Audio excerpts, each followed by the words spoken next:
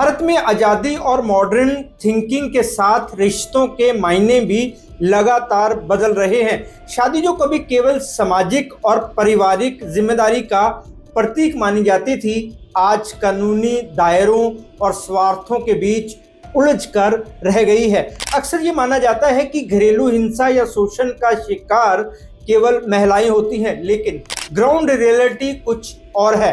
भारत में कई ऐसे मामले सामने आए हैं जहां पत्नियों द्वारा पतियों से फाइनेंशियल एक्सटॉर्शन करने या मानसिक प्रताड़ना के केस देखने को मिले हैं। ये विषय बेहद सेंसिटिव है। समाज का झुकाव अक्सर महिलाओं को सिंपैथी देने की तरफ होता है, जिससे पुरुषों की आवाज दब जाती है। आज के समय में शादी केवल दो लोगों का रिश्ता नहीं, बल्कि एक सोशल कॉन्ट्रैक्ट भी बन चुका है, जिसमें अधिकार और जिम्मेदारियां दोनों शामिल हैं। लेकिन जब इस रिश्ते को एक पार्टनर केवल अपने बेनिफिट के लिए यूज करने लगे, तो ये पूरे मैरिज इंस्टीट्यूशन पर सवाल खड़ा करता है। पत्नियों द्वारा पतियों से वसूली की घटनाओं में अक्सर देखा जाता है कि मेंटेनेंस, एलिमनी या कंपनसेशन के नाम पर पुरुषों को लंबी कानूनी लड़ाई लड़नी पड़ती है। कई बार ये लड़ाई इतनी थका देने वाली होती है कि पुरुष आर्थिक और मानसिक रूप से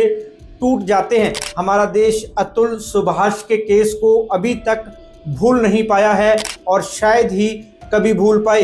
पत्नियों द्वारा पतियों से वसूली की घटनाएं हमारे समाज और लीगल सिस्टम के सामने एक सीरियस चैलेंज बनकर खड़ी हैं। ये मुद्दा हमें ये सोचने पर मजबूर करता है कि रिश्तों में निष्पक्षता और बराबरी कैसे कायम रखी जाए और कानून का मकसद जस्टिस पाना ही रहे, ना कि किसी का शोषण करना।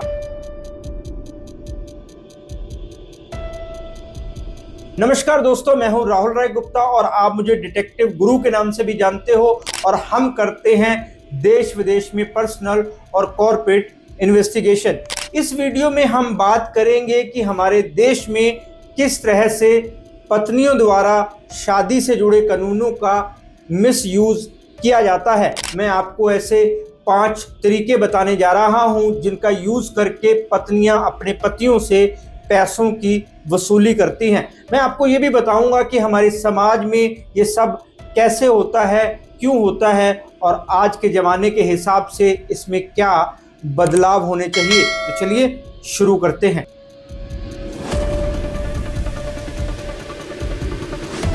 डिटेक्टिव गुरु